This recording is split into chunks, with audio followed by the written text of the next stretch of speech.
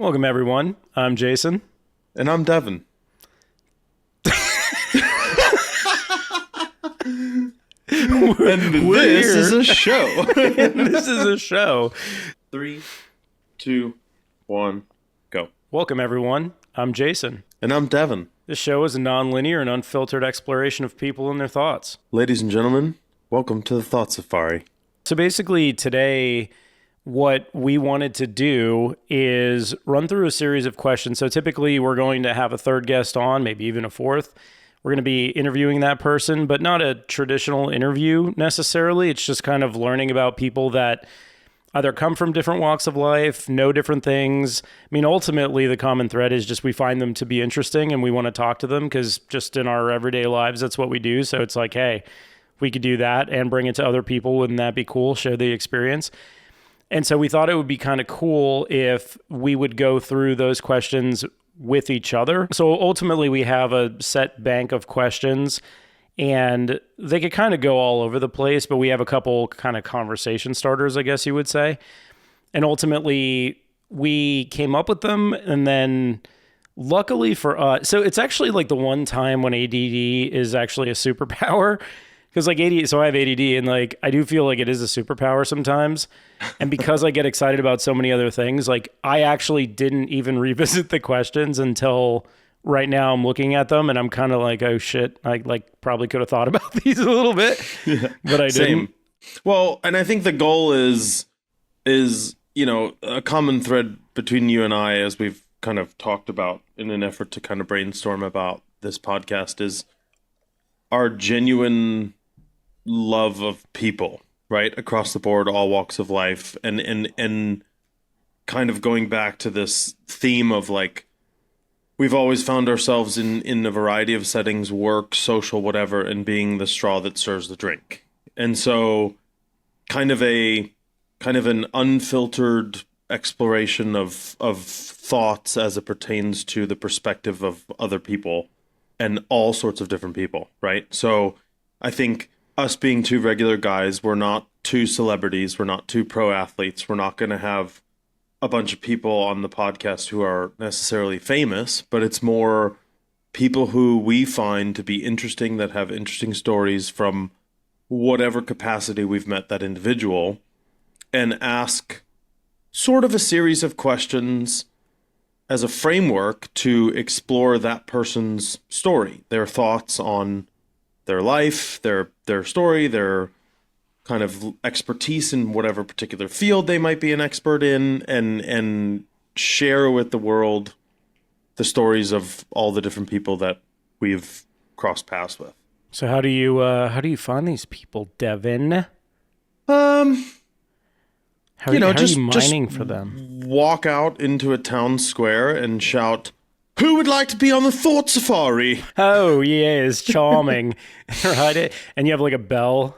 Dude, yeah, we should have a bell. That'd be cool. A bell and just a sign-up sheet, like a petition, but you're just signing up to be on the pod. I would say within a given week, I generally teach 2 to 4 brand new people. And in like, you know, teaching golf and club fitting, like I sort of have someone show up and I have a full hour to like try and get to know this person, make them comfortable and help them get better at golf. So like there's a lot of, I wouldn't call it ice breaking, but like there's a lot of rapport that I build very quickly in an hour to make that hour comfortable and ultimately successful. And I'm sure same thing with you. Like you meet new people all the time as a product of sales and networking and, you know, all the stuff you do. So I think we both probably are, and it's driven every girlfriend I've ever had crazy. But I'm the guy who, when you're on an airplane, I'm generally always talking to the most interesting person to my left or to my right. I don't usually cross the aisle too much with it. I haven't had too much success with that. I mean, it's happened. I find it a little like, it's a little too intrusive, or not intrusive, but like disruptive to everyone around. Yeah. I mean, it's pretty aggressive if you're having a cross aisle conversation on a plane. But like whether it's that, a bus, whether I'm in an Uber, whether I'm waiting for someone on a date and I'm getting a drink, talking to the bartender, a lot of times when I'm on dates, I even like talk to people next to me. And I think it's something I got from my mom. I'm not 100% sure, but like, dude, I just talk to everyone. And so, yeah, anyway, Same. the point is like, we don't seek out famous people. We don't seek out, celebrities. If we happen to run into them, cool. Doesn't matter to me one way or the other. It's just people we run into in our everyday lives that we find to be interesting, have a good conversation with, and want to share with people. So you're welcome, everyone. Devon, Yes. do you want to be the first guinea pig? Sure. I don't know what sound guinea pigs make, but we should feel like they're like, I'm a guinea pig. That was pretty good. You just went from whiny guinea pig to like the fat southern redneck guinea pig. Yeah. Well, I feel like that's what a guinea pig, because you would think that they're just these like little guys that chirp, but I bet you like if they could actually talk, it would be more like, well, I'm a guinea pig. Like they're trying to get you into their like prospecting like outfit where you pay like $30. They think they're bigger than they are. 100%. And they all have like really awesome mustaches. Mm-hmm. Or just maybe they shave the hair on there. They probably don't shave. All right. First question. What do you know more about than most people on the planet? What do I know more about than most people on the planet? And it doesn't need to be like you're an expert in any of these things, but it could just be like, because like one of my answers is going to be like something I just so happen to have learned a lot about, but that Sure. I think means I know more than most people on the planet right now. Yeah, I mean, I think for me, I would obviously it would be golf. I know a lot more than most people on the planet about golf. But is that like, do you mean how to play golf? Do you mean like rolling around the golf course, the history of golf, who's golfing now? I mean, I would say all of it. Golf as a high level, but definitely like the intricacies of how to play it, teach it, the golf swing. I wouldn't say I'm like a history buff, but I would also say I probably know more about golf history than most people. And how did you get into that? Was that like your parents kind of stuff? Yeah. Or like what? So like my dad played. My dad was a really good player. I grew up in South Africa, and he was like a top amateur golfer in South Africa. So like from as old as I can remember, my dad was always playing golf, playing in tournaments, traveling on the weekend. And like, I think like any young kid, you kind of want to be like your dad, and especially when your dad is good at something. And I was always like a kid that loved sports. I was obsessed with sports as a kid. I still love sports. And so that was like kind of a double whammy. It was like, it's a sport, it's a game. My dad's good at it. I want to be good at it. It's something I can go do outside with him. Like, and it just kind of snowballed from there, honestly. I was probably 4 when I first picked up a club. So two side questions. The first one is going to be, does the next thing I say sound South African? And the second one is, do you dream and or think in South African?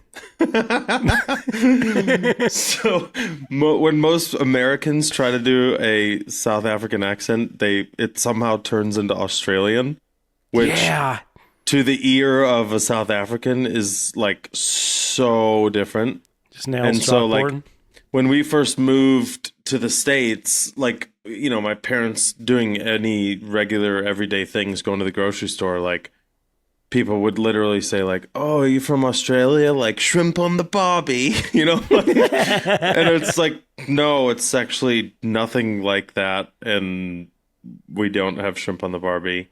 We have shrimp on the braai, which is South African's word for the barbie or the grill.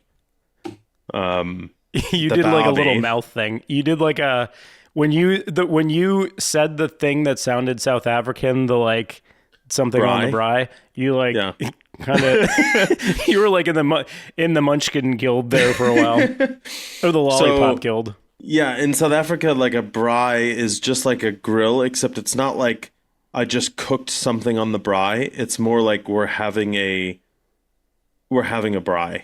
And so it's like a whole thing. It's like, it's not just the act of cooking on the grill. It's, it's multiple meats. It's a whole big thing. It's kind of like, it would be Americans' version of an afternoon barbecue where like you're grilling out, there's stuff going on. It's a gathering of people. It's not just it can also be I cooked some chicken breast on the braai, but like if we're having a braai, it's like it's a gathering of people and meats. So if you're speaking South African, do you have like is it taxing for you to do so? Or is it like when you talk to someone who is South African, it just happens? And if you're talking like if you start talking South African right now, is it harder for you than if you're with Yes. South Africans? Yes, I have to think about it if I try to do it with you. But if like a South African, if we had a guest on the pod and that person was South African, I would like immediately talk to them like I talk to my parents, which is South African. But like, but if I'm talking to you, I'm talking normal. But like the minute I'm around South African, and then like there's a little bit of a hangover effect. So if I go back to South Africa and I'm with family for 2 weeks, I'm talking with an accent, not, it's totally subconscious. I don't think about it. Well, then I come back to the States and it's like there's this lingering, like it might be a few words where even if I'm with American friends, I remember the last time I went, we came back and we were in downtown Chicago and we passed the Congress building. And I looked out the window of the cab and I was like, oh, there's the Congress building. And everyone was like, Congress? Congress, like, eh? I mean, Congress. Like, Okay. yeah. What's funny about it is like when people are talking about the American accent, it probably sounds the same as when I'm trying to say something South African. For sure. Because like when you say it back to me and you're like, when you are verbalizing what you hear with some words that we say, it's so harsh. Like you're like, Yes. yeah, the hat. So if you ask You any know, of like- my family in South Africa to mimic an American accent, they immediately go, so Southern, I'm American, which like Americans don't, I mean, you have to be in the deep South to talk like that, but like that's their version of American. It's not New York, it's not Midwest. It's like they immediately just think every American's like a total redneck. Did you ever see the video of the Asian guy who was doing the American accent and he was talking about credit cards? No. Oh my God, dude. It's I will send it to you, but basically so he's just like, talking in his native dialect and so either someone says to him like say something like an American or he's like, I'm going to say something like an American. He grabs his eyes and opens them and goes, "Hi, I would like to charge that on my credit card." It's like, what? Yeah. Okay, sorry to derail us there. Okay, so that was a South African thing. So dad, amateur. So was he trying to play pro at some point? Was it like an Ernie Els inspiration? Because Ernie Els is South African, right? For sure. Yeah. So I think like someone like my dad, he was born in 64. So definitely like grew up watching Gary Player. Later would be like Nick Price would be a big one because Nick Price was from Zimbabwe, not South Africa, but really, really close. And then for sure, like, I would say my dad and Ernie are probably a similar age. But Ernie started playing, Ernie was kind of a phenom at a very young age. So while my dad was maybe still in his teens, maybe in his early 20s, like, Ernie was bursting onto the scene as the young bleach blonde, like still teenager Ernie Els. So my dad went to go watch a professional tournament and like young Ernie, who had never played in a pro event before, was like on the range, and in between the driving range and the first tee was the putting green. And so there's all the pros like putting on the green. And like if you've ever played tournament golf and it's your first time on a bigger stage, you're kind of a little, especially at a young age, you're kind of unsure of yourself and like you kind of feel like you're walking on eggshells and you don't want to, you're trying to be confident, but at the same time, you're around a bunch of grown-ass men who are professionals. And like my dad remembers watching him and he said when Ernie was done at the range and he was going to the first tee, he just like walked like right across the putting green, not in a disrespectful way, not like right where people were putting, but like that just stood out to my dad because he was like, he was so confident that like he didn't tiptoe around the edge of the green and try to stay out of people's way. Like he was there to play a golf tournament, and he was like, the first tee's over there, I'm walking to the first tee. And my dad just remembers seeing that, going like, damn, like there's young, he was probably 16 or something, and he just like, walks right across the putting green to the first tee, like, I'm here to play a golf tournament, and I'm Ernie Els. And then I think like growing up then, my dad was playing on the amateur circuit, and I mean, he played against like Rory Sabatini before he was Slovenian or whatever he's decided to be. So that works. And like Tim Clark and guys like that. I think he played a little bit with the Immelmans. So like, I mean, South Africa is still a big country, but like in the world of highly competitive golf, it's a pretty small circle. And so he kind of crossed paths with some of those guys. And to be quite honest, I think, I mean, if it wasn't for having a family and a wife, like he definitely would have given it a run. But, you got a little kid and you got a wife and he's working a job. And then next thing you know, he gets the opportunity to move to the States. And he was in his young 30s, I think, maybe 30. When did we move here? He was born in 64. He moved here in 1995 and then moved my mom and I here in 97. So, he was in his early 30s, and he kind of used up all his life savings to move us to the States, and sort of fresh start in the US. And, then at that point, golf's not a priority. He's working a job and sort of starting a whole new life with a family in the States. Yeah, and were you in South Africa? Because I don't really know the entire history of it, but were you there during apartheid? Like, when did that end? Yeah, so I was born in '89. Apartheid had a stronghold for most of the '70s and '80s. So if you think about my dad's upbringing, it was full apartheid, which is honestly like, I mean, a whole nother discussion, but like I can give you cliff notes because.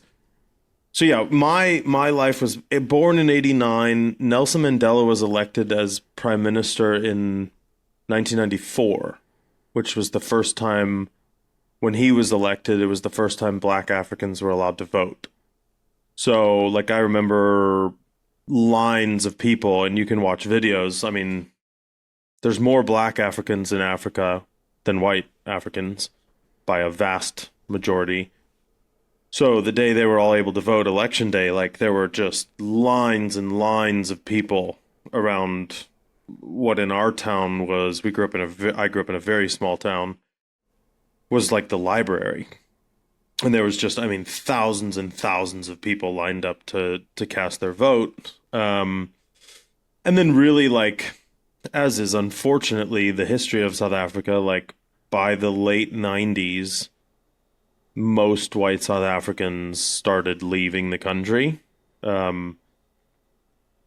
Totally justified, but like when you're under something as outrageously lopsided as an apartheid, when the script is flipped, it's not the greatest place to be if you're a white African, regardless of whether you've been part of the white supremacist government. Like you're kind of all grouped into the same category.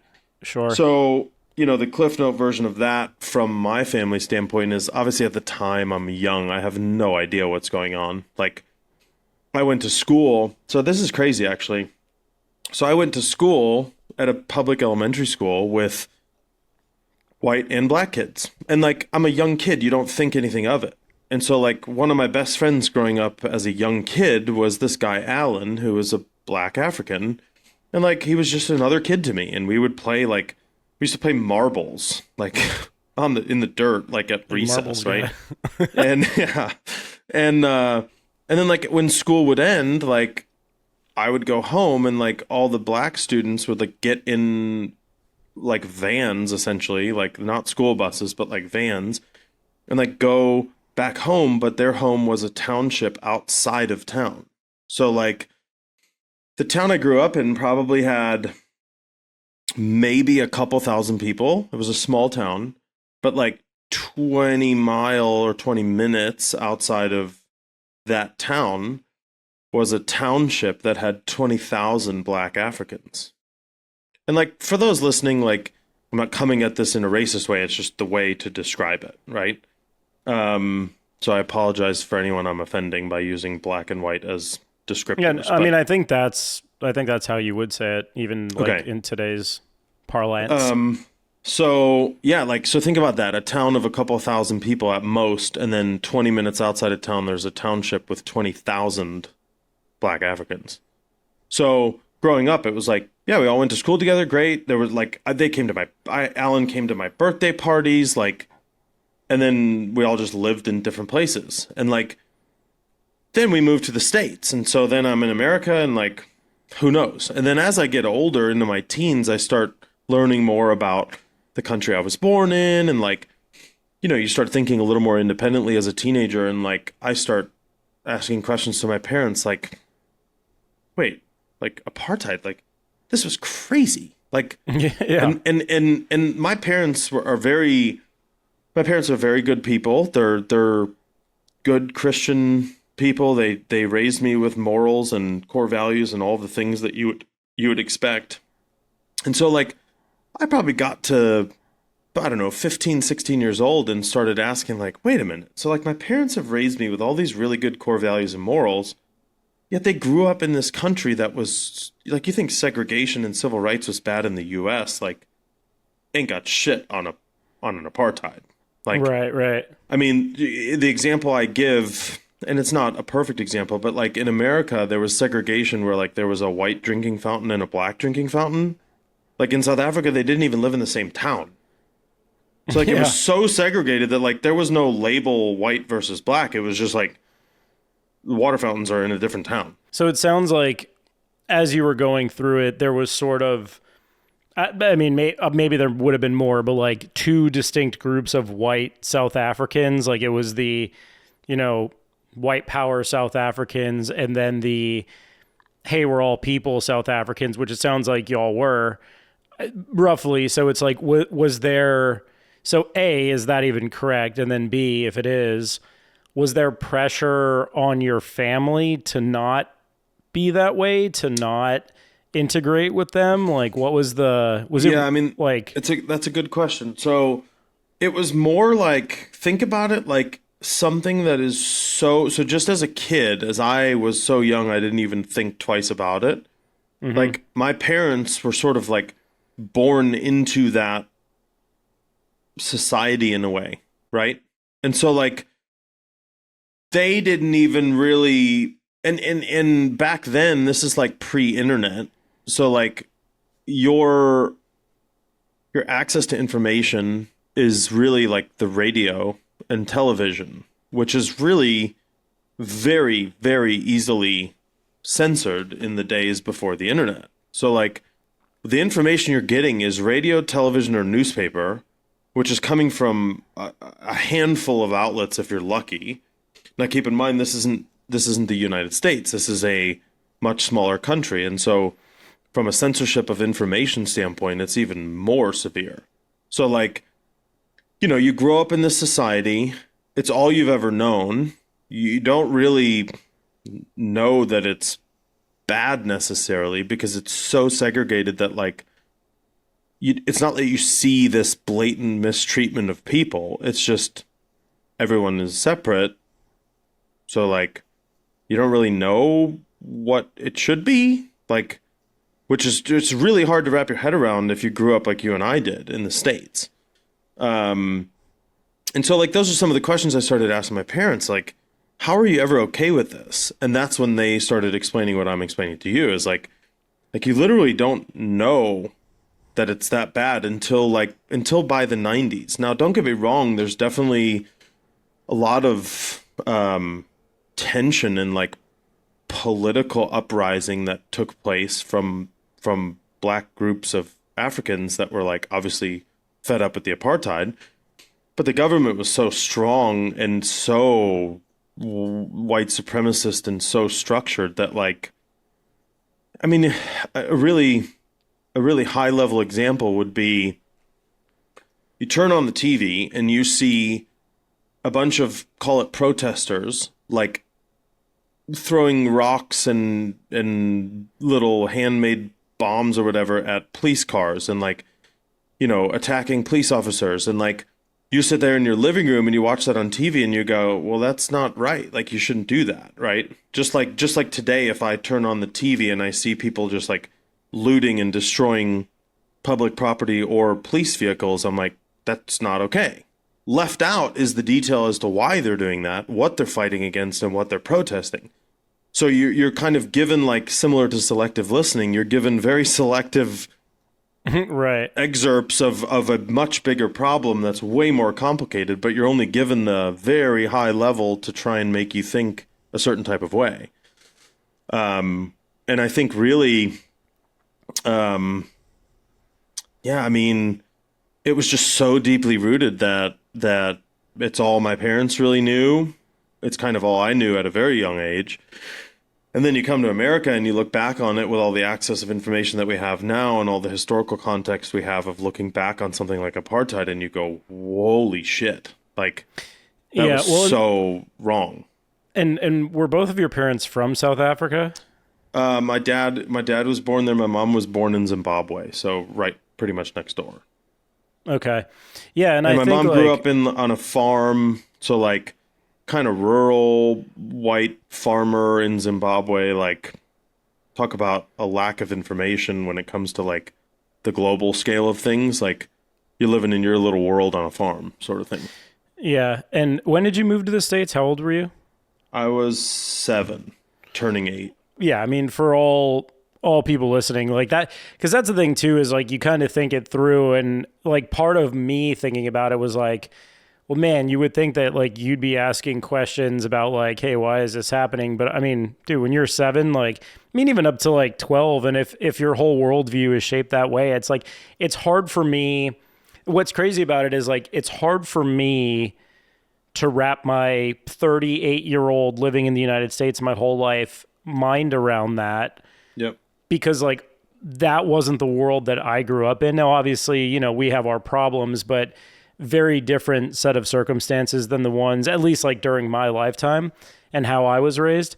And yeah, it's so crazy. And like, I honestly would love to talk to your parents at some point to just see like, as they're growing up, as they're processing this information, like what did it feel like to them? And kind of like when, like at what point in their lives they were like, wait a minute, like, why are we doing that? Like, is this what I'm being told it is? So anyway, not to talk apartheid. They would be able to answer that. I can't even answer for them, because I truly think my guess to that answer would be like, it was probably after living in the States when you look back on something, hindsight being 2020, and go, wow, that was totally twisted, right?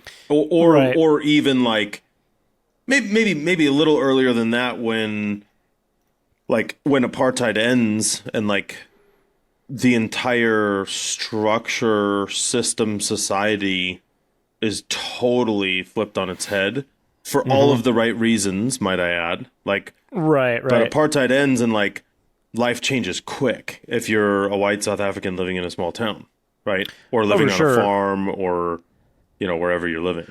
Yeah, and it's just hard because like, again, I don't really have anything that I could even compare that to. So like, yeah, well, honestly, at some point, I'm sure I'll meet your parents, whether on the pod or not. And dude, I'm so fired up to like talk to them about it, because it's like, you guys grew up in this. All right, so you were talking about, okay, so we got off on apartheid there for a while, but so then was golf something like you were just a baby running around, you saw your dad golf and you're like, yep, that's for me? Was it like he always had a golf club in your hands because he liked to golf? It was never pushed on me, but like, showing an interest, and then like typical gets a couple clubs from the course that he played at, cuts them down to like 2 feet. And like they're kind of like adult clubs. They weren't junior clubs. We didn't have junior clubs in South Africa back then. So it was literally just like an adult club cut down to 2 feet or however big I needed at that age. And like, I think I still actually have them. They're somewhere at my parents' house. And it was like, I think I had like some old sand wedge. So it's actually a funny looking club because it's so short, but it's an adult sized head. It's a tiny little shaft, but it's got an adult sized grip on it. So it's really like, the majority of the club is kind of like the grip, and then like a little piece of metal. And then what's your mom's name? Sarah. Okay, so here's how I imagine this happened. So your mom and dad were talking about it, and she's like, I want little baby Devon to, forge his own path. And your dad's like, yeah, I hear that, but like, we need to know if this is something he's into, because if he is, I want to like foster this and develop it, within him. And they're like, well, how do we do this? And your dad's like, well, I have a great idea. So he sits you down, you're in your diapers, and off to your right, there's a golf club and a golf ball. Off to your left is just a huge pile of like broccoli. And he's like, well, Sarah, it's time for Devon to choose. Yeah, I think once you meet my dad, it probably wasn't like that, but it was probably try and get him to eat his broccoli before we go to the golf course. But fair enough. I think initially, my parents were never very, they were not overbearing parents from a hobby or a sports standpoint. I think it was more, be a good person, eat your vegetables, have good manners type of thing. And even like, so I also grew up playing trumpet once I got to the States. But like, so that came about because as a little kid, so my mom grew up on a farm with a English mother from England, and her dad was from Ireland. And very typical old English, my grandfather used to hunt foxes in a very English sort of way, where they would like they would put on their red coats, they would ride horses, they would have hound dogs, and they would like British. Track down the foxes. And they would use fox horns, which are like, they're just little cone brass horns that you blow like a trumpet, and like it either, I don't even know what it does. It either like alerts the dogs or it like scares the foxes or whatever. And like, think about this poor fox. It's like minding its own business, and then in comes this brigade of horses, red coats, horns, and hounds. Like, I mean, poor fucker's just running for his life. Like, got no chance. And so, and my mom's dad, my grandfather, passed away before I was born. And so my mom had a few things around the house, whether it be pictures and a few artifacts, if you will. Yeah. And three of which were these like different sized fox horns. And they were literally like ornaments on the bookshelf. But as the little kid that I was, and probably still am, like, see it, I want to touch it, I want to see what it does. You blow on that goddamn horn, yeah. 100%. And I could, like, at like 2 or 3 years old, I could make a sound on this foxhorn. And years later, after playing trumpet for a majority of my life, it's a pretty hard thing to make a sound. Like, it's not just like, it's a harder to blow than a trumpet. So if you've ever tried to make a sound out of a trumpet, if you don't play trumpet, like the foxhorn's even harder. And here I was, just picked this thing up, and like out comes this sound. And my mom was like, wow. But she didn't. Again, South Africa's school system is not like the US. Like, there wasn't this plethora of, the arts. So like there wasn't a music program, and it's elementary school. So like, oh, Devon can make the foxhorn sound. Wow, like, isn't he great? Okay, on to whatever's next. End of story. Yeah, and it was only till I came to the States, and I think it was like in 3rd grade, or maybe 5th grade. I think it was 5th grade, where like the music teacher in elementary school comes around to class and says, like, is anyone interested in joining band? And I don't know why. My parents weren't really musicians, but I wanted to, and I wanted to play the saxophone. And I was a pretty little kid. I didn't really grow until like the summer between like freshman, sophomore year. So I decided, like, I want to join the band. 5th grade, I want to play the saxophone. And I mean, I don't know anything about the saxophone. It just looks cool, and it's the jazzy saxophone. So like, I go into the music room and I like pick up say I want to play the saxophone, and I try to make a sound. Nothing comes out. My hands barely fit and can't even reach all the keys on the saxophone. And like the music director, Pam Yakel, is literally the reason Sweet Pam. I played trumpet my whole life. And she looks at me and she goes, she sees like how I'm trying to blow on the saxophone, and it's the same mouth position that I used to blow on these fox horns, which is very much like a trumpet. And she's like, what about trumpet? And I pick up a trumpet and I just go like it's a foxhorn. And she's like, you are a trumpet player. And literally, like, but I mean, besides for golf, like trumpet was my I mean, that was what I was best at. Growing up as a kid, all throughout high school, I was the number one first chair trumpet player in elementary school, middle school, in all throughout high school, jazz band, concert band. Way better at trumpet and music than I was at golf in high school, for sure. Do you still play? I dabble every once in a while. You know, the weird thing about trumpet that is, I don't know, it's not a regret, but like when I went to college, I just kind of stopped playing and enrolled in the business school, and like kind of fast forward, you start working and like realize you haven't touched your trumpet in a while. Yeah. Trumpet's also a weird one because like when you're not in an organized band, it's not like you're hanging out with friends at a campfire and you're like, let me pull out my trumpet and play a song for everyone. Like, Well, and it's also not a quiet instrument. And I don't know, like, yeah, like maybe nowadays there's like something you could throw on the end of it and listen to it in your headphones. there but, is, like, yeah. There is, yeah. So, okay, so trumpet, and then you were talking about golf. So, like, Yeah. so what I'm trying to understand is how good you are at golf. So, like, let's say you're just stone cold, haven't played in 6, 7 months. You go out, reasonably fair course, could be hard. I mean, you're not playing, Pebble Beach and it's not ready for the open. Like, you're playing from the tips, you shoot a what? I'll always be right around par, couple over if I'm super rusty. And if you're playing regularly, what's a score? Like, is it like you don't shoot above 68? No. I mean, golf's not like that. The best players in the world don't always shoot under 68. Right. But, I mean, my handicap right now is a +5. So, I mean, I could shoot under par. I think my range of scores in the last 7 months, my low is a 62 and my high is like a 76. I'm usually at 62. I'm like the 13th hole.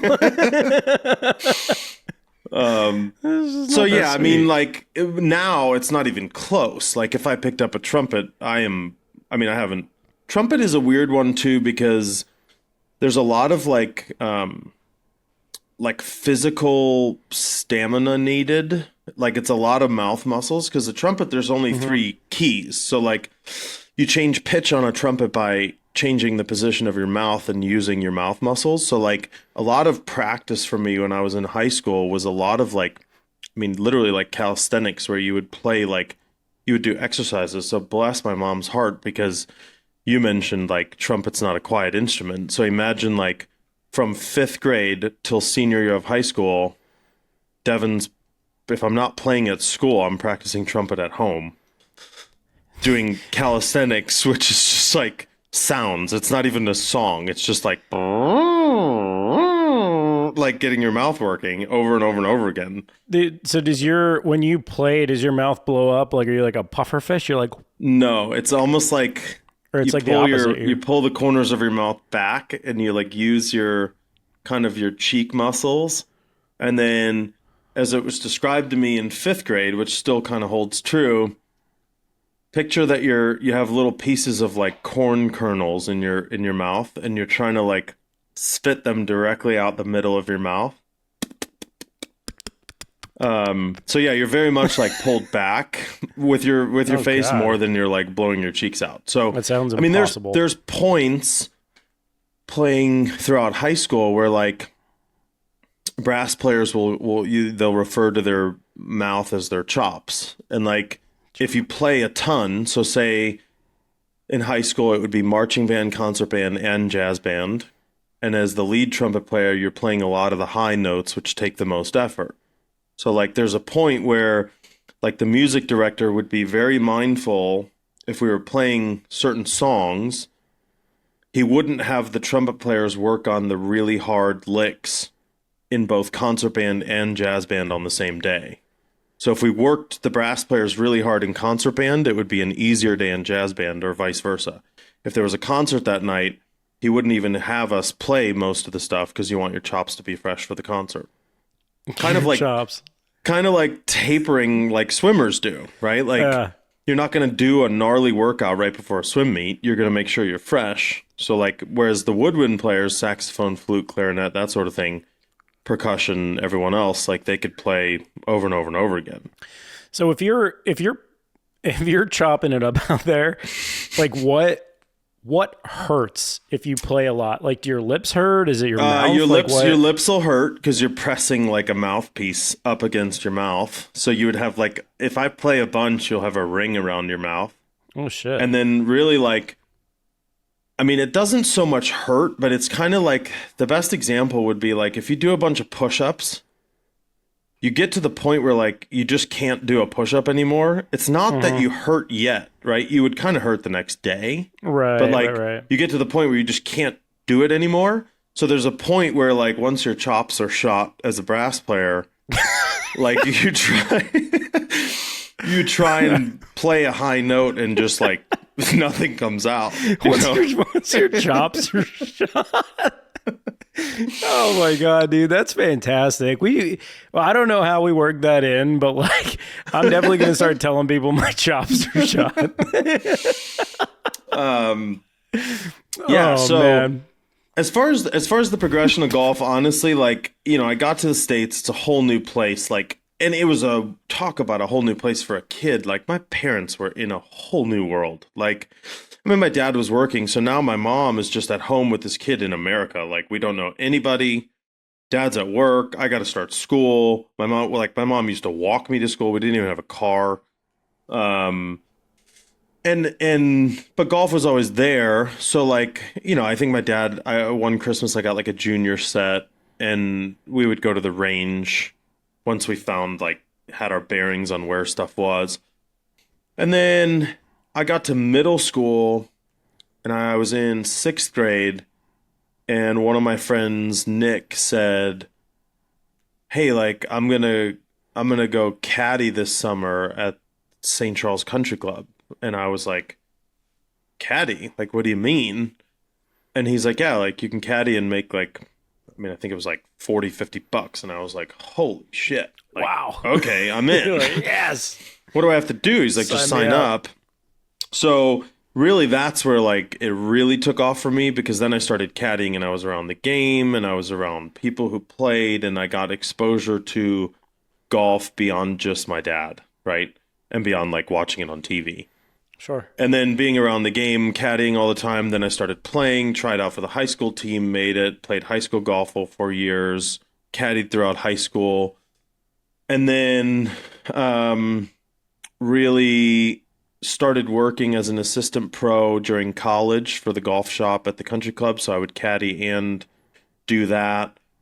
That kind of was where I first cut my teeth in a little bit of teaching. So I would give a couple lessons to like, and it was more like, I mean, I wasn't necessarily qualified to do so, but like if like a lady walked in and she was a brand new beginner and she's like, "I want to get golf lessons," like the head pro would look at the first assistant would then look at me and be like, "Devon would be happy to give you golf lessons," because they wanted nothing to do with it. And I did like some junior clinics and kind of did that throughout college. And then that's during college is when I got a lot better, just being around like some pros. The assistant at the time was a guy who had played on tour for a while, so he was a really good stick. So that was the first time I was around someone who was like really, really good. Like holy, not just high school good, but like played in some tour events and like played on the nationwide tour, which was the Corn Ferry back in the day. And then just kind of kept getting better. And that's when I was like, I want to try and play. And fast forward, like moved to Florida, tried to play for a little while, started playing in way more serious tournaments. And, you know, that was 2014. So, you know, 10 years later, now I, with a mix of health insurance and corporate world thrown in the mix, now I teach golf full time and club fit and play tournaments whenever I can. So kind of a very not a normal progression through the golf world. Like if you talk to most kids or most golf professionals now, they either grew up with like a dad in the industry or they grew up as a country club kid with unlimited funding and played golf their whole life and played in college. And then like, you know, so I kind of went about it the poor man's route, if you will. Sure. But yeah, and that's kind of what got me to where I am today. Wow. 45 minutes later. Well, that's cool, man. Yeah, because I didn't know. Because I mean, even though I know you and we're obviously best buds, but like, so your chops get shot every once in a while. That's Chops tough. get shot every once in a while, and No, now I teach it's people not. how to play golf. It's not what you want. Okay, so you're teaching now. Mm-hmm. Have you always liked teaching? Is it more frustrating, fun, rewarding? Like, what's the kind of good, bad, ugly, rewarding? Like, what do you like it?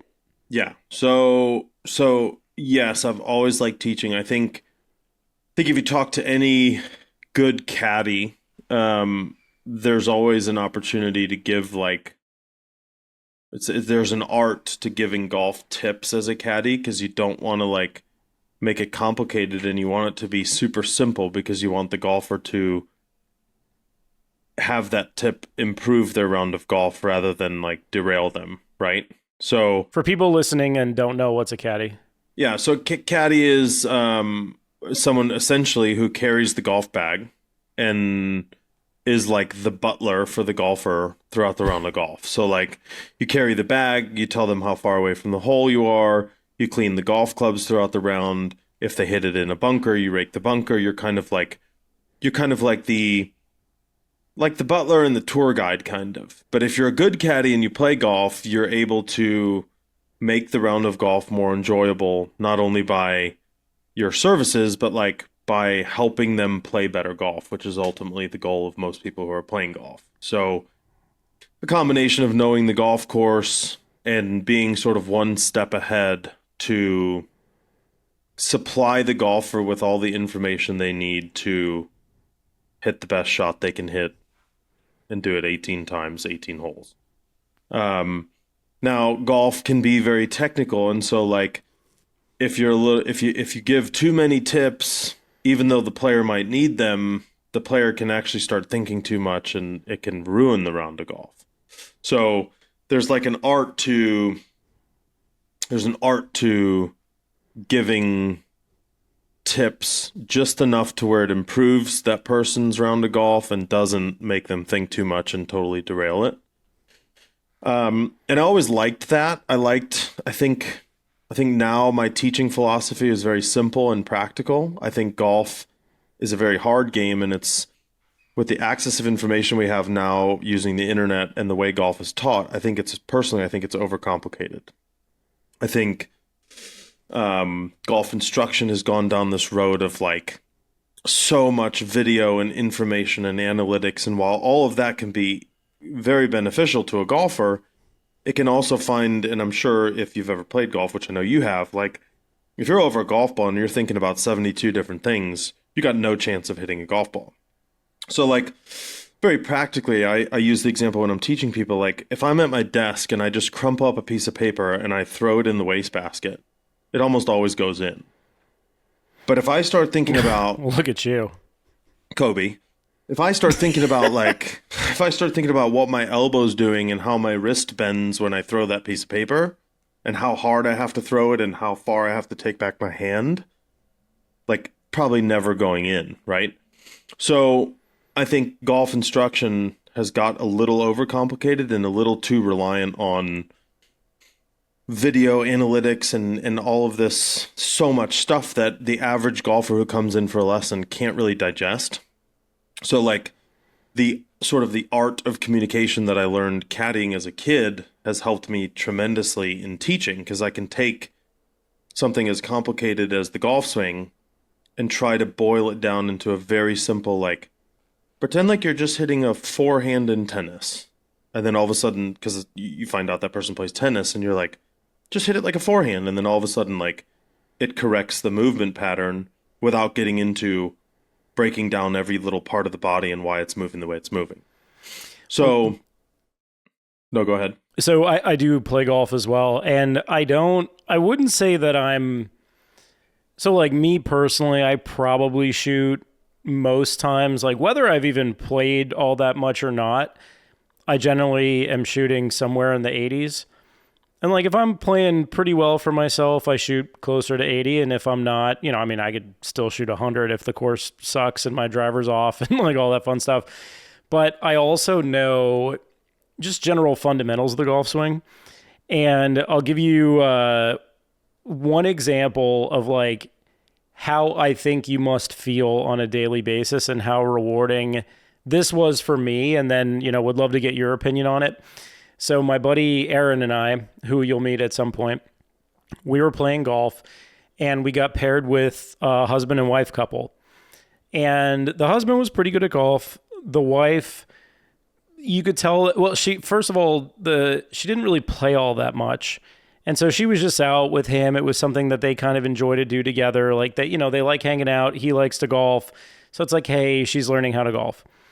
So I watched her play for the first like 5 or 6 holes. And I mean, he just, patience of Job, this guy. Like, so it didn't matter what she was doing, how she was hitting it. He just loved her, just wanted to be with her. And maybe to be fair to the whole situation, they were actually newly married. So it was like, he hasn't been watching this for 30 years.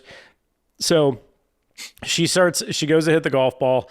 And I noticed something that I've just noticed with so many different golfers that have never played golf or have never played baseball or like any rotational sport is that the hips are one thing that like people just never engage. So like, it's probably more like, glutes, whatever.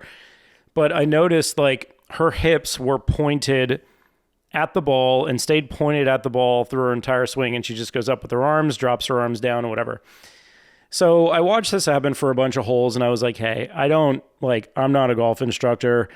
I just noticed something that you may want to play with because, and prior to this, to be fair, she watched us play for a little bit and she was like, hey, like if you have any tips or anything for me, because like I generally don't give people tips unless, something crazy's happening or they ask. And she was like, hey, if you ever have any tips. So a couple holes go by. All of a sudden I'm like, all right, your hips are not moving at all. And like when I'm swinging, like watch my hips and watch what they do. And so I take like a practice swing or so in front of her. And I was like, so basically what I told her was like, imagine there's a rubber band tied to, she was a righty. So I'm like, imagine there's a rubber band tied to your right hip and it's tied to a point on the wall right behind you. And your whole goal is to stretch that rubber band by spinning around yourself. And I don't know if that made any sense or not, but what I found, so she like practices it for like 2 or 3 practice swings. She goes up to her ball, hits a drive. And to this point, she's been hitting her driver 25 yards, maybe. Yeah. She hits this one, dude. It flies probably like 50 yards. And as soon as she hit it, she like squeaked. Like there was, she made some sound that was like, whoo. Like it was like this like, oh my God, I've never seen a ball that I hit go that high. And dude, I was so fired up. Yeah. And I don't even know if it was the right thing to tell her. Like I just like, it just, whatever I said happened to work in that moment. And I feel like I would love to get your thoughts on that because you probably get so many more rewarding things out of it. But like, dude, that feeling was, because it's like it changed. Now she's playing another 13 holes and she's got like something to like, and now she's like, dude, I have this within me, which is one of the beautiful things about golf is like you hit that one 100%. Shot and you're like, I can hit the ball 300 yards. I'm a professional. Yeah. Like, so, I mean, spot on. And like literally to simplify it, that is why I teach golf now. And it's why I absolutely love it. Because just about every time I give a lesson, there is at least one moment like that. There's only really ever one, because once they do it once, then they chase doing it again. And it's never like, it's still rewarding, but it becomes more of an expectation than it does the first time someone hits a ball properly.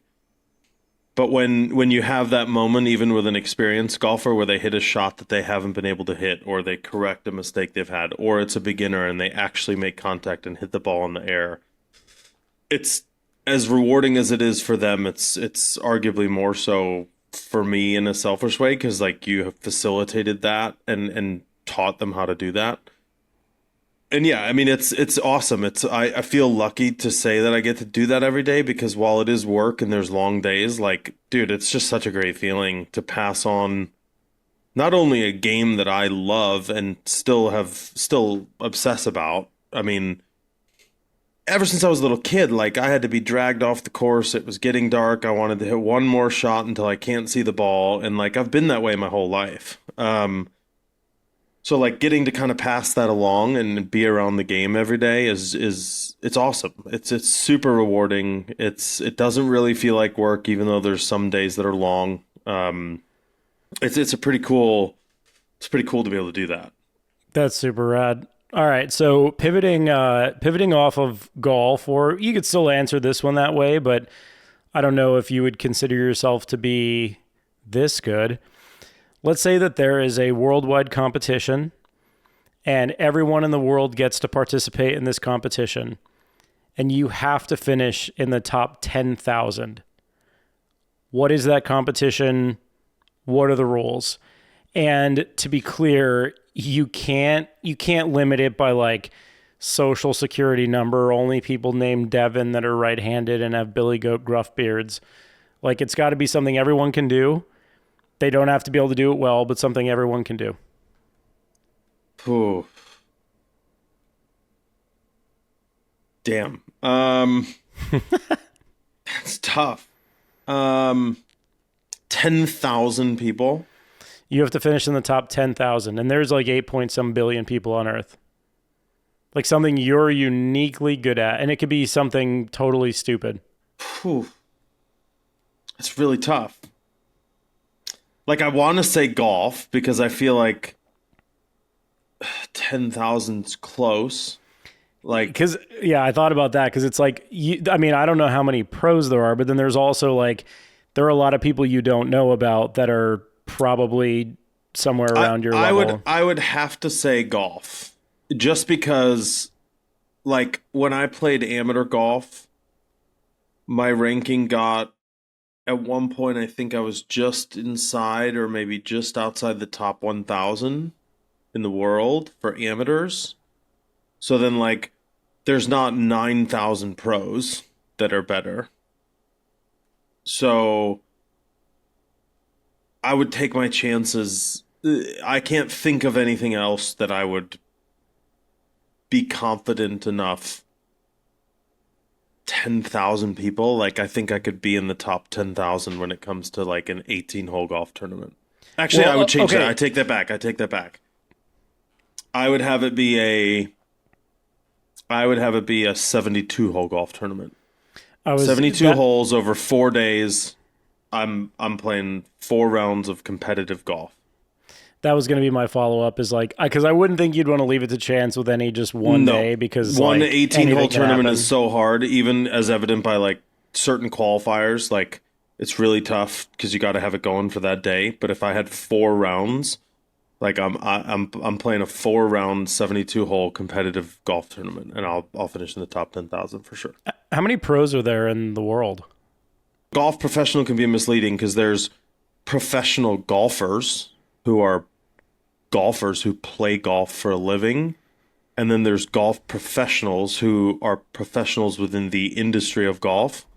And that's very different. That's your local head pro. That's your local assistant. Those are teaching professionals, not all of which can play golf to a high level. So PGA Tour, there's generally around 125. The European is 120 to 150. The LPGA is 100 to 150 to 200. So yeah, I mean, it sounds like I think between all the tours, yeah. if you were to go PGA Korn Ferry, LPGA Latin America, PGA Tour Americas, Asian Tour, Sunshine Tour, and all the tours in Europe, you're probably going to get like, even I think the high end of that number would even be like 3,000. Right, that would be the high end number. Yeah. And then you're saying I got 7,000 other golfers, amateurs, teaching professionals, like 7,000. Like I would group myself into one of those 7,000 and very confidently think I could finish in the top 10,000 in the world. I love that. We should test that out someday. We I don't know should how have we a would do that. worldwide 8 billion person golf tournament. Dude, that'd be sick as fuck, dude. I'd like to play with you if we did that. Yeah. All right. What is your role in any given friend group? Does it vary by friend group? And to add some context around this, I don't exactly know what I mean with that question because I'm sort of teasing out like what possible answers could even be. Originally, I thought about it like every group has the planner, the dad, the mom, the whatever. But I think about it more in terms of like we're all Boy Scouts and Girl Scouts and we get badges for different things because like not every group's planner does the same stuff. Like maybe they Sure. are the planner, maybe they also grill. Maybe the other group's like down for anything guy is the one who grills. So like what things do you typically bring to any given friend group of yours? I would say a, a sort of blend of class clown social butterfly mixed in with the cook mixed in with a little bit of the DJ. Oh wow. So basically you're like the vibe of your friend group. Like everyone kind of vibes off of like you're not Yeah. so like you're sort of a would you say that you're a leader of sorts in your friend group? Like you probably don't organize the things, but once it's I definitely organized and don't once everyone's plan and there. organize, but like yeah, I will try and facilitate a lot and help get it rocking. What's your go-to? So in a playlist, right? Do you have a set like this is just good vibes for everyone type playlist, or do you No. kind of read a room and you're like, this is a country playlist type situation? Totally read a room. And I mean, I have a go-to hand selected playlist that's kind of like, I mean, you could call it like EDM, but it's kind of like not super intense EDM. That's like in a variety of settings I've played it, and it's like passes the check like, ooh, what's this playlist? Can I follow it? Can I get it? And I've done it at a variety of settings, whether it's golf course, whether it's dinner party, whether it's poolside cocktails, whether it's riding bikes. Like it kind of so that like I have one go-to, but like very much read the room, the type of day, what we're doing, but like definitely often coming to a gathering with a speaker in hand, some sort of food and beverage, and a whole bunch of personality. Oh my goodness, dude! until you blow everyone's chops off, or what did you say when your chops are? Till my chops are shot, and then Until I'm your out. chops are shot. Do you have multiple curated playlists? Yeah, a couple, but like, I mean, nowadays, honestly, I have some artists and songs, and I'll just use like I have some set playlists, and then I'll use a lot of like Spotify radio, depending on what the vibe is we're looking for. Yeah. Well, because they make it so easy with that, and it's like you Yeah. could kind of. I almost feel like the move would be you set up a playlist that has like 10 songs on it that span a couple different genres, but are all like close enough to each other, and then you can kind of figure out from there, like, okay, people were really liking Friends in Low Places. They didn't really like What's My Age Again, or, whatever it is. Yeah, I mean, I think, yeah, it's definitely more a read the room and read the setting and kind of what we're doing. Do you ever, what happens when, like, is there ever some sort of like alpha competition where like friend groups get mixed up somehow and then there's a big, a brie going on or whatever you said earlier. There's like a big grill a big barbecue and like A bri. a braai, yeah. So you got the braai going and there's two guys that are like, I'll do it. Like, are you the like, okay, well, let's see what you got, big guy kind of guy? Or are you like, all right, let's tag team? Like, what's your, Yeah, so a couple things. Depending on the group, I would say I'm a huge fan of sharing the control. because it's not all about me. So like what I love about something like Spotify is you can add to the queue. So like Oh yeah. especially on like road trips or certain gatherings, like Campfire's a great one where like pass the phone around and everyone add one song and just keep passing it around, and then you have 50 songs and it's like, who chose this one? Who chose that one? Like, oh, that's killer. Like, and it's kind of fun too because like you can go from one vibe to the next like pretty quickly, and like, but everyone, it's kind of fun too because like everyone gets their chance to play a song that they like, but like the vibe will naturally change. So like if someone plays a song, someone's like, oh, I remember that. That reminds me of another song. And it kind of like the vibe sort of ebbs and flows as the game continues. Oh, so you like crowdsource a vibe on the, that's actually I've never seen that happen. It's like fun. That. I think like if we're at my house, like daddy's playing the music. Oh, yeah, you got the trumpet going, man. You're just rocking. If there's like someone who, and here's the other thing I would say, I am the first to admit when I'm not the best at something. So like I have a buddy Jeff who is just, I mean, his dad was actually a radio DJ, and like I've never met someone who is so good at playing the most perfect song / playlist for any setting. So like even if I was at my house, if Jeff was over, I'm like, you're on the radio, like, because he nails it every time. And I think I'm pretty good, but like it's not even close.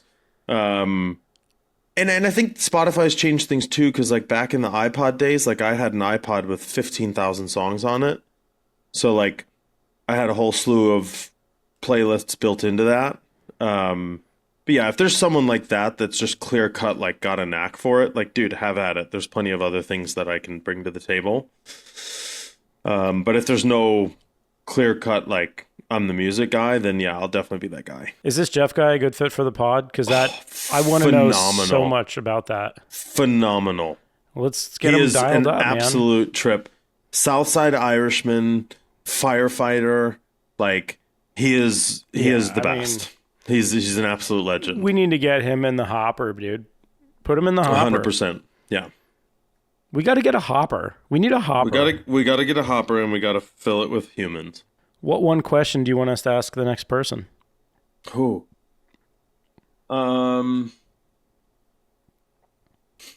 If you knew you were going to die tomorrow, what would be your last supper? Oh, Jesus. Okay. One last meal. It could be anything. It could be 17 courses. It could be combination of things. It's one of my favorite questions I ask people. I've done this to a lot of my friends, and like the answers have gone from one bite from 17 different restaurants to like my one buddy Sean is like, I would have a perfectly cooked steak and a glass of red wine. And that's it. See, so it's funny you mentioned that, because one of my favorite questions ever is a spinoff of that, but it's not just you have one dinner. It's mine is usually framed you're on death row, but like, you're going to die tomorrow. What do you eat for all 3 main meals today? Mm-hmm. And you could make other meals in between, but like, cause I kind of like to know, like, what do you do for breakfast? Like, where you going lunch? And then like, yeah, dude, the food is just like, because you learn so much about people in that. I think that's exceptional. 100%. Exceptional. Eggs would be a part of my breakfast. Dude, so sure. I went over my buddy's house today for lunch, and we were talking at like 11 today, and he was like, hey, have you had lunch yet? And I'm like, no. He's like, do you want to grab lunch? And I'm like, honestly not, man, because like I was just going to make myself some, like I really want breakfast. And like, I guess if you're down for breakfast, we can eat breakfast together. And he was like, dude, let's fuck it. He's like, honestly, I was going to make myself like a breakfast burrito. And I'm like, perfect. First of all, like, what do you got? What are you throwing in there? He didn't say potatoes. And I'm like, dude, we need to have potatoes. He goes, you got potatoes? I'm like, you're goddamn right, I got potatoes. So I like took a bag of potatoes over to his house. And we just like slammed a bunch of breakfast. But dude, it was so great. That's awesome. I love food with people. There's nothing better than breaking bread with people. You know what I mean? It just, it's so good. Yeah. He used a lot of cheese. I questioned his amount of cheese. and I shouldn't have. It was perfect. Attaboy. Well done. He knew what he was doing. Good cheesy burrito. You know what I mean? All right, last question for you. Actually, a couple last questions for you. Okay. What fired you the fuck up about last week? Or what's something that happened to you recently that just fired you the fuck up?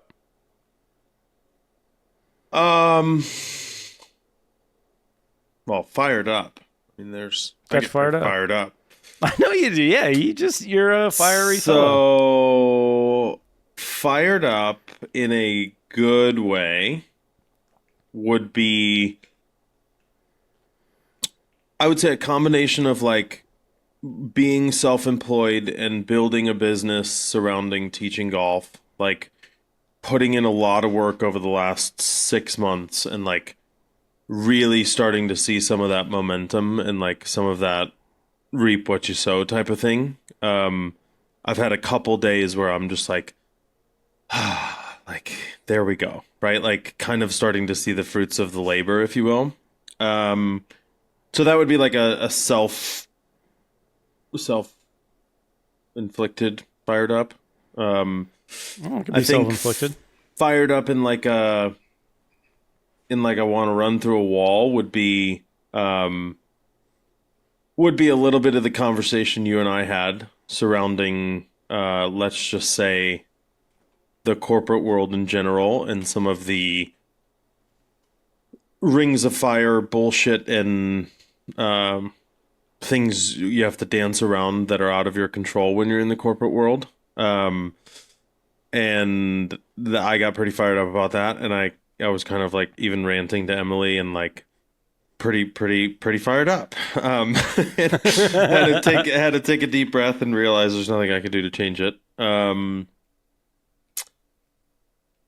I haven't really had anything recently. I mean, I have like weird little things that happen in a day where I just kind of like blurt out like blah blah blah blah, like that person sucks, you know, and then I'm like, you know, and then it's like once it leaves my mouth, like I'm not that fired up about it anymore, but like it's definitely enough when I'm behind closed doors, like with Emily, sort of thing. Here's a simple one. This drove me nuts, right? I can't stand when people in a grocery store are completely and utterly oblivious to their surroundings. I'm not saying it's all about me and the pace at which I'm trying to get through the store, but like, man, there's some people, and I feel like on those days, and maybe this is like a law of attraction thing where like you get fired up about one individual blocking the aisle and then like it just seems to happen in every aisle you go in. Yeah. But like I had a quick run in through Trader Joe's and I was just like in and out. I was getting like a couple things and like, I mean, it was literally like every aisle I went to, the one thing I wanted, there's just someone standing right in front of it like looking at the ceiling. And you're just like, dude, just move like 6 inches that way. You're standing directly in front of the jar of roasted red peppers I need. Like, fuck. And then like check out at Trader Joe's and there's a lady with like 3 kids and they give like these little lollipops to the kids and they got a wrapper on them. So the mom's got the cart parked directly in front of the exit to the store. There's like 2 kids on one side of the cart, so I can't go to the right. There's another kid to the left of it, and she's to the left of it, and she's facing the register asking the cashier how to get the wrapper off the fucking sucker. And not only can I not get past them, but now there's 2 people behind me because they're at the register closest to the door.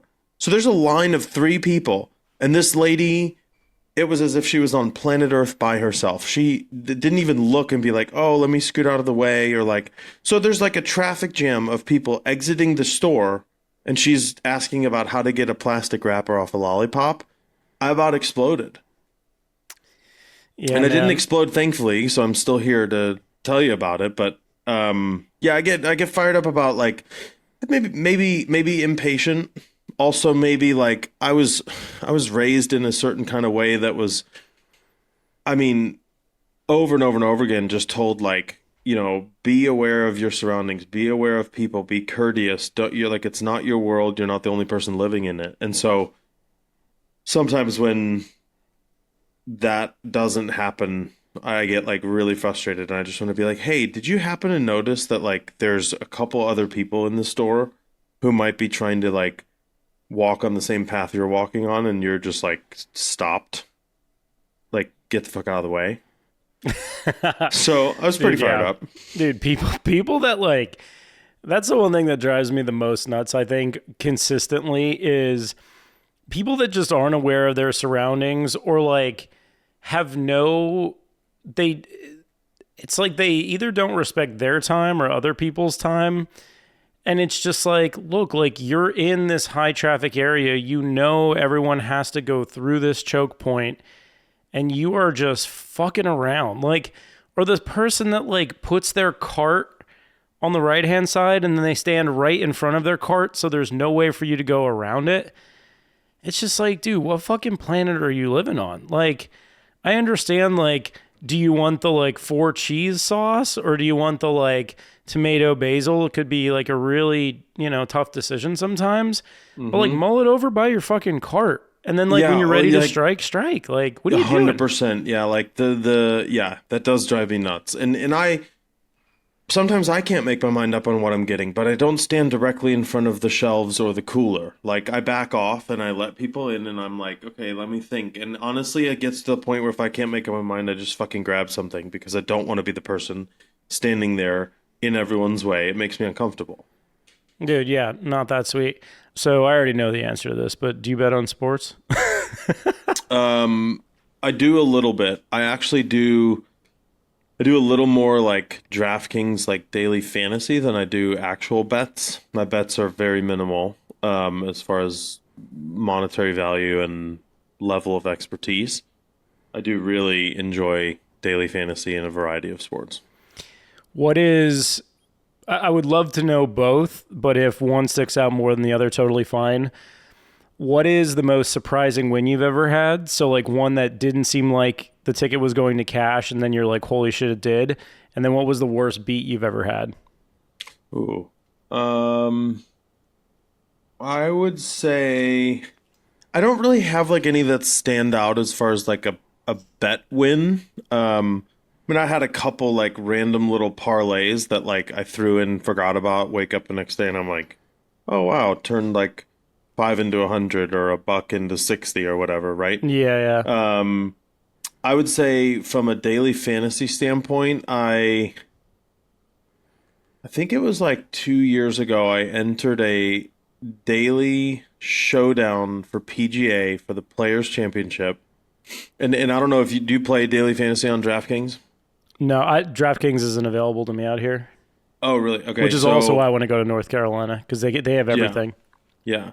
So the way daily like showdown, say in PGA works, is you get a salary, you get 6 golfers, and you pick them just for that round, right? So there's events for like the entire tournament, which are tough because in golf, like if a guy misses the cut, you're pretty much toast, like you're not making any money. Yeah. But then there's like daily showdown where you're just looking for the guy who gets hot. So while there is like a little rhyme or reason, it's pretty safe to say most of the time, like if a guy shoots 62, like he's probably not going deep the next day. So like you can use a little bit of like, or based on like the points system, if a guy's going to shoot even par, you would rather have a guy make 5 birdies and 5 bogeys than all pars, right? And then you get like streaks. So you kind of look for guys that rattle off a bunch of birdies, guys that get pretty streaky. And if you happen to catch them on that day, you get bonuses for like 3 birdies in a row and that sort of thing. I think it was like a couple years ago, I did a daily showdown for a random round. Now, the way showdown works also is there's like set events that are the big dollar events. And then when those get filled up, sometimes DraftKings adds like sort of second tier events that are very last minute. So like they might not be open, say there's a round of golf tomorrow. There might not be a round of golf open. That tournament or that entry might not be available tonight. But then when everything's filled up, they'll add a couple like last minute events. And there might be $5, $10, $15 buy-ins, but they'll add them like in the morning. And I happened to wake up one morning of the Players and I hadn't put, I think like this is when I was living in Florida. I think we were like torn up the night before. Woke up early, happened to go on DraftKings and saw that there was like a lineup for $10. And it was, you're playing against a lot of people in some of these big events. So there can be 4, 5, 6, 7, 8, 9,000 people for a daily showdown, which is obviously pretty tough to cash. Mm-hmm.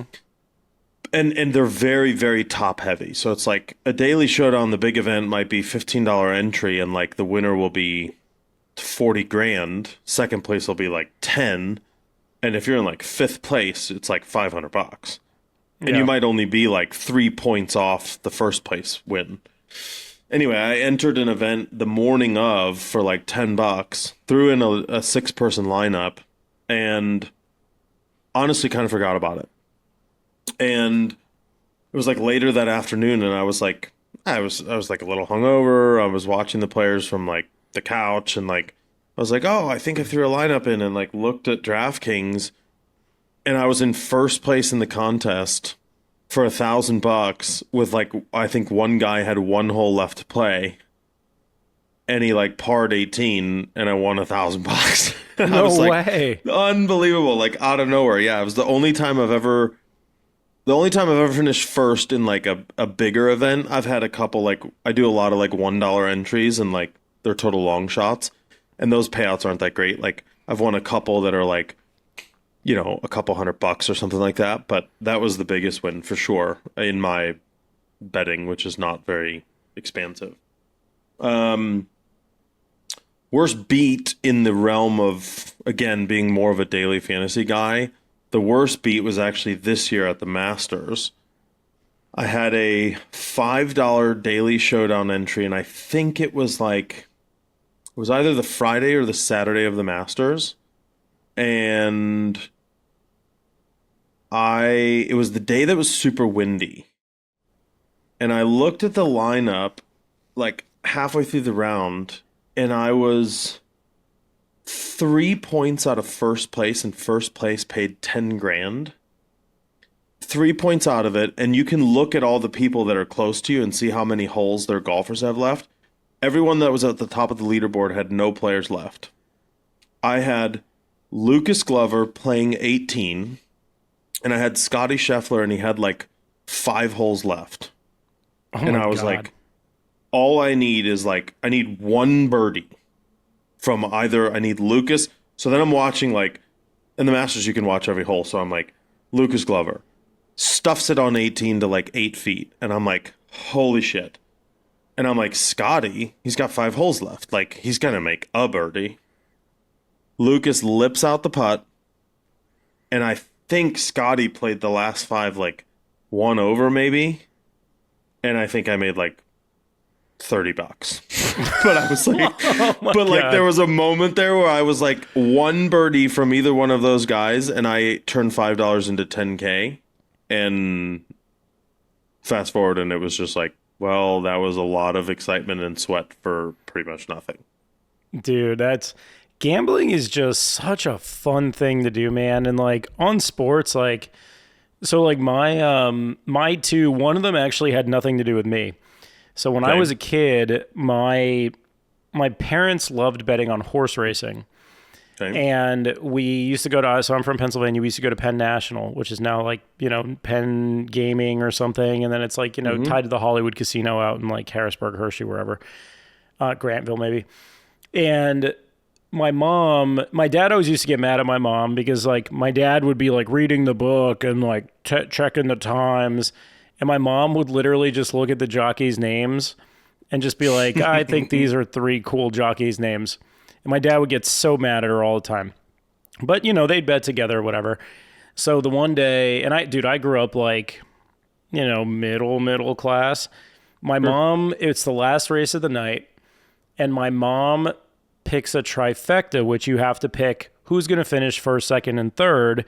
And then you do like so you could either bet the order that you think they're going to come in, or you could do a trifecta box, which basically effectively you're playing all combinations of those 3 horses, right? So for those listening, if you bet horses 2, 4, and 6, you're going to do a trifecta box and bet that they're going to finish 2, 4, 6, or 2, 6, 4, or 4, 2, 6, 4, 6, 2.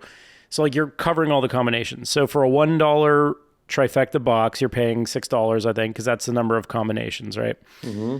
So we're watching the race, and all of a sudden, what's important in horse racing is that the payouts are determined on a trifecta based on the order that they finish, because if the longest shot finishes first, it pays off more than if the longest shot finishes third in any trifecta. Okay. They literally come in the exact perfect order, and the horses were like 70 to 1, 40 to 1 or something crazy.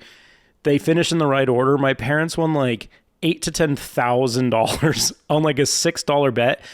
Dude, we remodeled we got like new wallpaper back when that was a thing. Sure. We got a pool. We built a deck.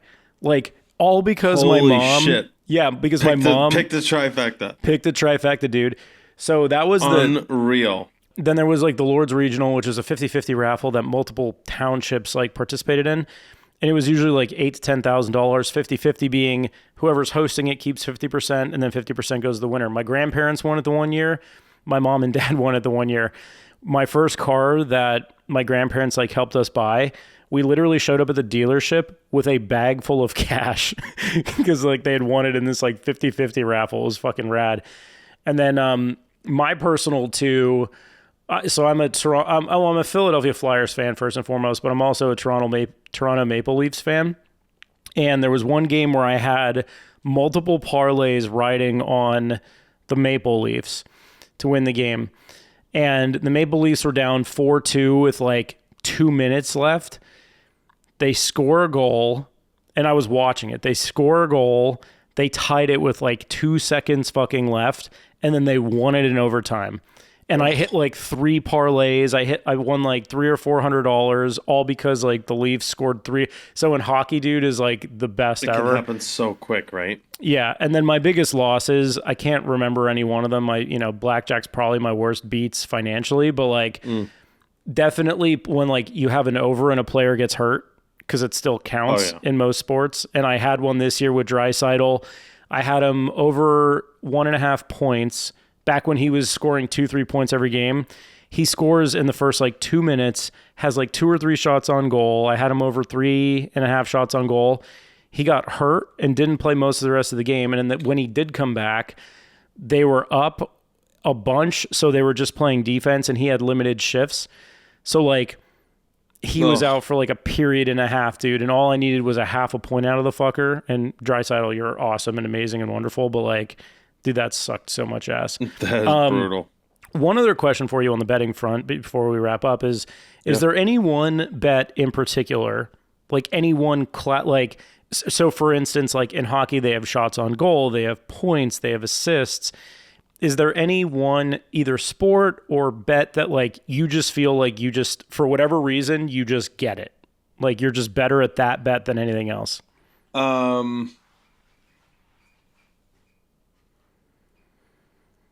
I'm not necessarily a good bettor because I really struggle to bet against my home teams. Oh, sure. Yeah. So you don't like, emotionally hedge? sometimes I will, but I'll more do it like mid-game. But like right out of the gate, I'm always picking the homers. Mm-hmm. Odds-wise, a bet that I really, really like sprinkling a bunch of sprinkles on is low round of the day for PGA. Because the odds are absurd. And like, you can't bet them all, but if you put a buck on 20 guys, really in most tournaments there'll only be like 2 guys that are plus under 2,000, and then the rest will be over. So if you put like $20 for $1 bets on like 20 guys, especially what I like about golf is there's if you know enough about golf, while it's hard to predict because it's a fickle game, on the PGA Tour there's a lot of course history. There's horses for courses. So if you know like there's guys that just consistently play well at certain courses, and you do a little bit of research, and then you combine that with guys that are playing well and kind of in form going into that tournament, like you can pretty much guarantee you're at least making your money, but like most of the time a little more. and it's like minimal amounts, right? So in the sports betting world, it's probably a terrible bet, but it's kind of like I'm watching golf most of the time anyway, so it's kind of fun to be like, okay, here's 10 or 20 bucks on 10 or 21 dollar bets that like will probably pay. And like I try to sprinkle then like half of those entries I'll go guys for the middle of the field or the long shots. Like I've had a couple where like I mean a good example would be the back end of last year when Lucas Glover was playing really well. And like his odds never really changed, so it was like plus 5,000 or more for him to be the low man of the day. So like I hit that a couple times. It's only like 50 bucks for a dollar, but like, you know, if I had higher stakes, it'd probably be more meaningful. But like I like betting on sports that I like watching. Only recently having conversations with you did I even touch hockey. I still find baseball to be really tough. I just don't know. I used to know a lot more about baseball when I was younger. But I mean, it's so unpredictable. Like Aaron Judge can just bang 3 home runs and have 4 hits, and then he can just go over 4. You know, Right. so like Yeah. even taking and his odds for over 1 hit are always terrible. But yeah, I love the golf stuff. I teeter back and forth with tennis a little bit because it's very much like swimming where like the favorites kind of almost always win. So the odds reflect that, but like that's a couple conversations we've had where you can throw like, you know, 4 or 5 favorites together and get some pretty good odds on a parlay, and most of the time they win. I just don't follow tennis enough to really like know who's there, but same thing, like there's some guys that play better on certain surfaces, and so like you can kind of factor that into, hey, we're playing on clay. These 3-4 guys play well on clay typically. Yeah. Same thing with like Wimbledon, which only happens once a year. But yeah, for me, it's a lot of golf. Obviously, I love football, and so yeah, when it comes to football season, like I think that's going to be a lot more exciting this year, putting our heads together. Oh, for sure. Especially when it comes to like player props. It's probably again terrible sports betting, but I love the sort of teasing player props into parlays. So like if it's a Travis Kelce and you know they're playing the Raiders, like give me 6 catches all day. Right? Like especially with that receiving core the way it is, like you know the ball's going to him all the time. And football, you can bet so many things, like similar to hockey, like shots on goal, the guy doesn't have to score. So like, you know, something where you look at the game script in football and you're like, okay, they're gonna be down, they're gonna be airing it out, and I can bet over attempts on a quarterback. Like hammer it, right? Or Yeah. over targets is another one with receivers. Like he might catch 4 balls, but he got targeted 12 times. So like I don't even need it to be a catch. I just need the ball to be thrown in his direction. That sort of shit I think is kind of fun. Yeah. Well, and also like I think the biggest thing really is betting into markets that aren't super, I guess, mature, or they don't receive a lot of money. Sure. Because like if you're betting spreads in football, good fucking luck to you, bud. Because like those are 100%. as coin flips as you get. Because like the market starts somewhere, and by the time you get to the lines, like they're already fully baked, and all like there's enough good money on like both sides of it at the right prices that you're looking at it like it's literally a pick 'em. The one I really like is, I mean, I just find hockey to be the easiest to understand for me because it's not bet on very much, at least on most of the newer sites. And they don't seem to do a very good job of keeping up with trends that happen. So like this year, for instance, in the playoffs, Tyler Seguin, absolute beast, love the new haircut, but basically like he had an over 2.5, it was over 2.5 shots on goal that he hit like 10 out of 12 games. And the ones he didn't were like honestly total anomalies. Like they'd go up 4-1 and they just stopped shooting. But like they had never adjusted the line. Like his line should have been 3.5 and then it would have been way harder. And then you could get like, and he was plus money over 2.5 for like 4 or 5 straight games. And I was just literally slamming it every game. And like you'll lose some, but like you're hitting 10 out of 12. It's all gravy, baby. Last question. Okay. What are you grateful for this week? Or maybe not this week. What are you over the last couple of weeks, what are you most grateful for? Buddy, I'm in Illinois and it's May, now June. I am grateful for the weather because it is starting to be beautiful and sunny and warm. And I'm like